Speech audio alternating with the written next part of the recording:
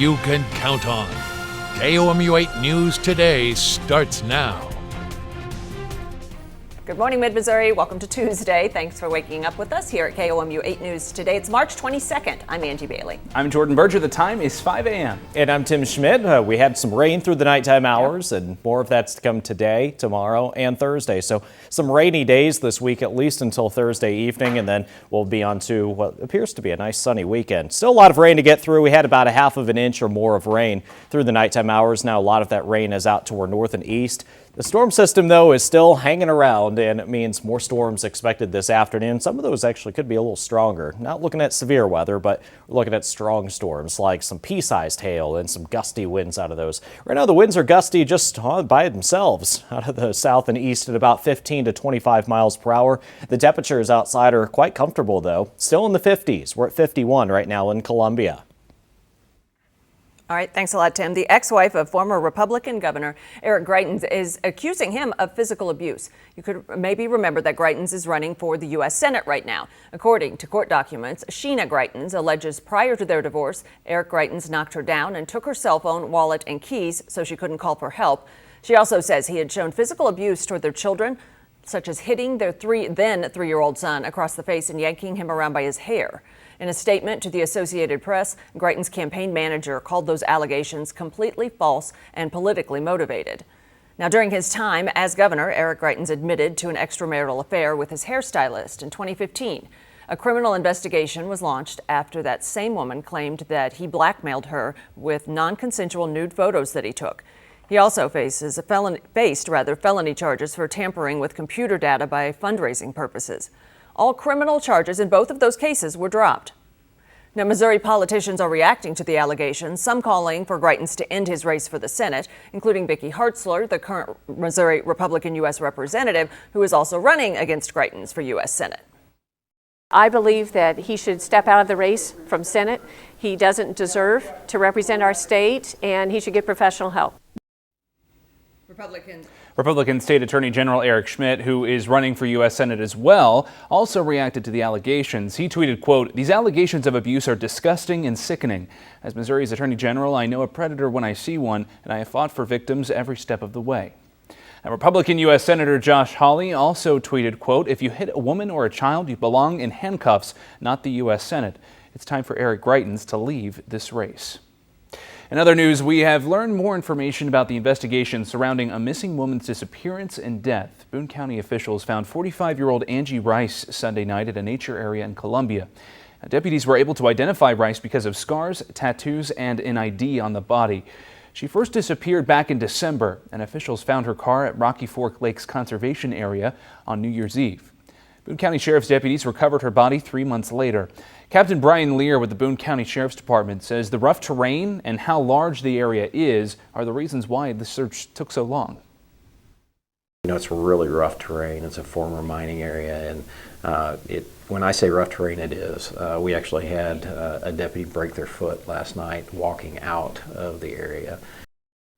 Now, the Boone County Medical Examiner is working to determine a cause of death. State lawmakers are back in Jefferson City after a week off for spring break. With 7 weeks left in the regular session, the General Assembly has to pass a budget and approve congressional redistricting, among other things.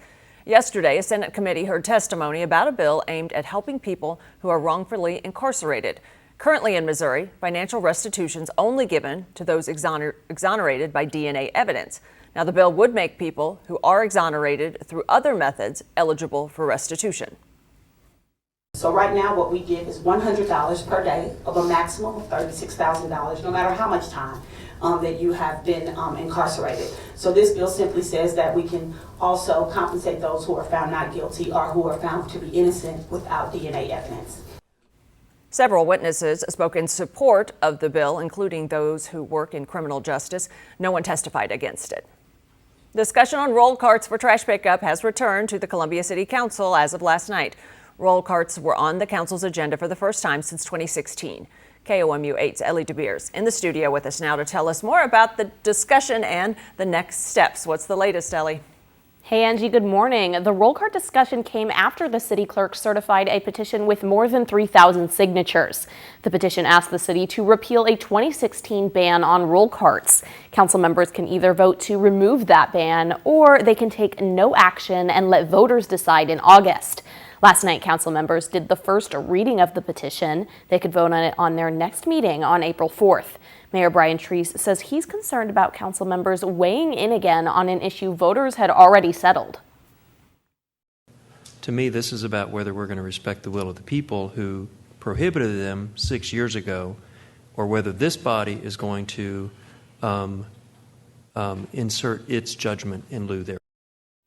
Meanwhile, Ward 5 City Council member Matt Pitzer says he's worried about voting on roll carts the night before the April 5th municipal election. Remember, the council seats for mayor, Ward 3 and Ward 4 are up for election. The city council must act on the roll cart petition on or before April 8th. In the studio, Ellie DeBeer, KOMU 8 News. Also at last night's Columbia City Council meeting, they approved new ward lines. Here's a look at the new map that was adopted. Debates surrounding ward reapportionment took up much of yesterday's meeting. Council members disagree over how much they could change the maps the City Ward Reapportionment Committee created. And under the new map, 1,200 people will move from the 1st ward to the 2nd. 1,100 will move from the 5th to the 4th, and almost 700 will move from the 6th ward to the 4th ward. And the new ward boundaries don't go into effect until after, again, that April 5th municipal election. Well, switching gears now, if someone's going to sneak into your bridal photo, might as well be this guy. Actor Tom Hanks gave a Pennsylvania bride the ultimate surprise. The bride was about to hop into a limo when Tom Hanks walked up and asked to take a photo with her. He posed for a few shots, congratulated everyone, and then just like Forrest Gump, he ran out of there. I mean, you know, Can I be in your picture? It must also be funny for like Tom Hanks to be like, hey, can I be in a photo with you? Instead of having to be the other way around. I'm imagining Rita Wilson go, just go. Yeah, It'll be hilarious. just do it. They'll It'll be love fun. Yeah. Best photo bomb ever. Right. For sure. Truly America's Everyone dad. should say yes, for sure. Yeah. All right. Well, hey, a look at our forecast for today is coming up. We have rain that will be with us into this afternoon and this evening. It looks like most of the overnight showers are now out of the region, at least for the time being. We do have some more chances for rain, though, later today, and we'll be tracking those thunderstorm chances coming up. This year's Supreme Court hearings have made United States history. Coming up, listen to what the first black woman ever nominated to the Supreme Court said about her nomination. There's a live look over downtown Columbia. It's 5:07. You're watching KOMU 8 News.